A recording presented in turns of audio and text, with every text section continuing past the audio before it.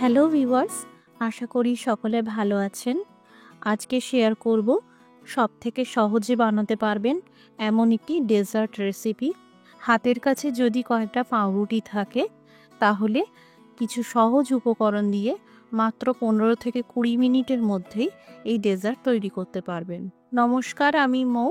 আপনারা দেখছেন মৌয়ের সাথে রান্নাবান্না। ভালো লাগলে লাইক দিয়ে শেয়ার করে দেবেন।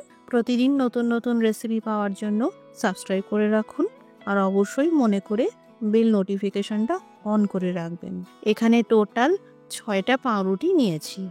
ময়দা বা আটার যে কোনো ধরনের পাউরুটি দিয়ে আপনারা করতে পারেন। পাউরুটির চারধারটা কেটে বাদ দিয়ে দিতে হবে। এই চারধারটা আমি ফেলে দেব না। এগুলো দিয়ে খুব সুন্দর হোমমেড ব্রেড ক্রাম্ব তৈরি করা যায়। আপনারাও চাইলে এগুলো দিয়ে ব্রেড ক্রাম্ব বানিয়ে নিতে পারবেন। এবার এই পাউরুটিগুলোকে 4 ভাগে ভাগ করে নিতে হবে। ঠিক এইভাবে সমান সাইজ করে কেটে নিতে হবে। খেয়াল রাখবেন সাইজগুলো যেন একদম সমান থাকে। বাকি পাউরুটিগুলোও আমি একই রকমভাবে কেটে নেব। একদম ফ্রেশ পাউরুটি দিয়ে বানাবেন। বাসি পাউরুটিতে কিন্তু বানাতে গেলে সমস্যা হবে, কারণ বেশ 3-4 দিন পুরনো পাউরুটি শক্ত হয়ে যায়, তখন ডেজার্টটাও ভালো তৈরি হয় না। তাই একদম ফ্রেশ পাউরুটি বা খুব বেশি হলে 1 দিন পুরনো পাউরুটি নিলেও হবে। এখানে ফ্রাইং প্যানে 2 চামচ ঘি দিয়ে দিলাম। আপনারা ঘি বা তেল দিয়ে করতে পারেন, অথবা সম্ভব হলে বাটার দিতে পারেন। এবার এই পাউরুটির চৌকো পিসগুলোকে মিডিয়াম ফ্লেম করে ভাজতে হবে। একদিকটা ভালো করে ভেজে নেওয়ার পর উল্টিয়ে দিয়ে অপর দিকটাও ভেজে নিতে হবে। আর খেয়াল রাখবেন পাউরুটিগুলো যেন বেশি পুড়ে না যায়। বাকি পাউরুটির পিসগুলোকেও একই রকমভাবে ভেজে নিতে থাকবো। সব পাউরুটিগুলো এখানে ভাজা হয়ে গেল। এবার ফ্রাইং প্যানে দিয়ে দিলাম আধা কাপ মতন জল। এবার দিয়ে দিলাম 1 প্যাকেট গুঁড়ো দুধ। 6 পিস পাউরুটির ডেজার্ট বানাতে 1 প্যাকেট গুঁড়ো দুধ যথেষ্ট। গুঁড়ো দুধ দিয়ে ভালো করে মিশিয়ে নেওয়ার পর এবার দিয়ে দিলাম ছোট চায়ের কাপের মাপ করে 3 কাপ দুধ। এখানে আমি সিম্পল প্যাকেটজাত গরুর দুধের ব্যবহার করেছি। বেশ 5 মিনিট মতন দুধ ফোটাতে হবে। স্বাদ অনুসারে চিনি দিয়ে দিলাম।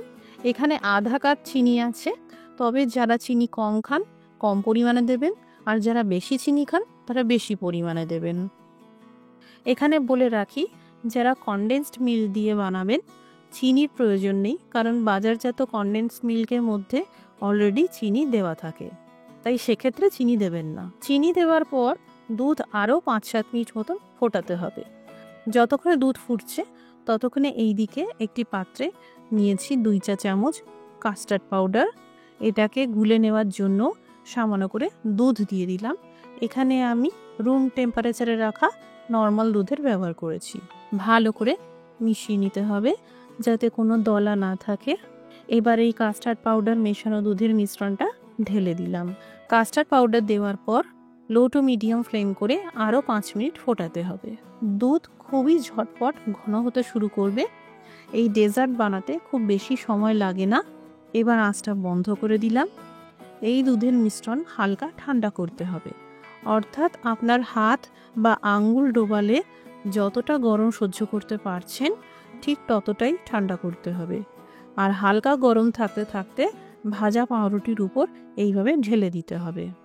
গনগনে গরম দুধের মিশ্রণ ঢালতে যাবেন না, না হলে পাউরুটিগুলো একদম মেল্ট হয়ে যাবে। তখন এটা ডেজার্ট থাকবে না, হালুয়া হয়ে যাবে। এবার যার যেমন ইচ্ছে সেইভাবে ডেজার্ট সাজাতে পারেন, অথবা আমার মতন করে এইভাবে সামান্য পেস্তা কুচি ছড়িয়ে দিতে পারেন। একবার এইভাবে বানাবেন, খেয়ে দেখবেন অপূর্ব স্বাদ হয়। বারবার বানানোর রিকোয়েস্ট আসবে।